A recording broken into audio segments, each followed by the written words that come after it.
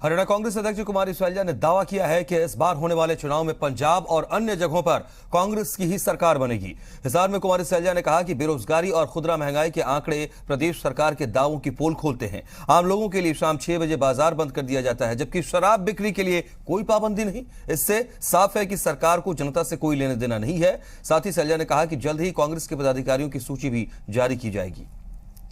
कांग्रेस की प्रदेश अध्यक्ष कुमारी शैलजा आज हिसार पहुंची थी। बातचीत करते हैं उनसे। शैलजा मैम, सबसे पहला सवाल यही कि जिस तरह से अभी हाल ही में एक बेरोजगारी दर का आंकड़ा जारी हुआ है जिसमें हरियाणा को अव्वल बताया गया है, साथ ही साथ अगर खुदरा महंगाई की बात कर ली जाए तो उसमें भी आंकड़ा जो है चौंकाने वाला है, किस तरह से देखते हैं मैम?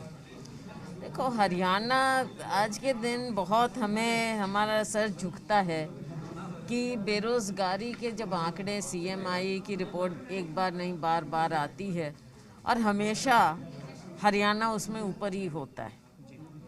और CMI की रिपोर्ट को जहां भारतीय जनता पार्टी शासित दूसरे प्रदेश मानते हैं, यहां क्योंकि हरियाणा सरकार कटघरे में खड़ी है तो हरियाणा सरकार कहती है कि उनको मान्य नहीं है। तो ये दोगली बात तो होनी नहीं चाहिए। जिस राज्य में आपको सूट करे आप मान लो, जिसमें नहीं सूट करे आप कह दो ये गलत है। ऐसा तो है नहीं। CMI की रिपोर्ट सब देखते हैं, पढ़ते हैं और सब मानते हैं इसको। अगर पंजाब और दूसरे राज्यों की बात करी जाए तो कुछ राज्यों में चुनाव हो रहे हैं, यूपी भी उसमें शामिल है। किस तरह से देखते हैं जिस तरह से कांग्रेस की तरफ से अब महिलाओं को आगे लाने की कोशिश यूपी में की जा रही है, साथ ही साथ पंजाब की सियासी भी उबाल में है, किस तरह से देखते हैं और क्या परफॉर्मेंस रहेगी कांग्रेस की? देखो, जहाँ तक कि पंजाब की बात है, हमें पूरा विश्वास है कि कांग्रेस पार्टी की सरकार फिर से वहाँ बनेगी।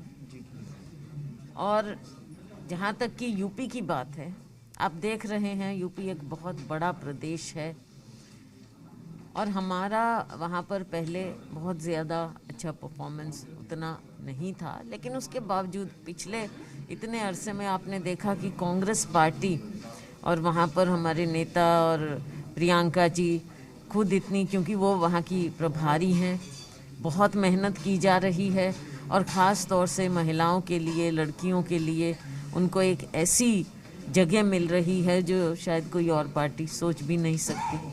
तो हमें पूरा विश्वास है कि कांग्रेस पार्टी का जहां एक और परफॉर्मेंस बहुत बेहतर होगा।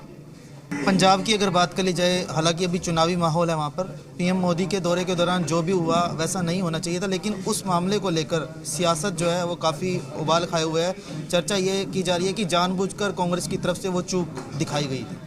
देखो, इतनी सियासत करना और ख़ास तौर से प्रधानमंत्री जो हैं वो देश के प्रधानमंत्री, उनकी सुरक्षा में कभी भी कोई चूक कहीं भी नहीं होनी चाहिए।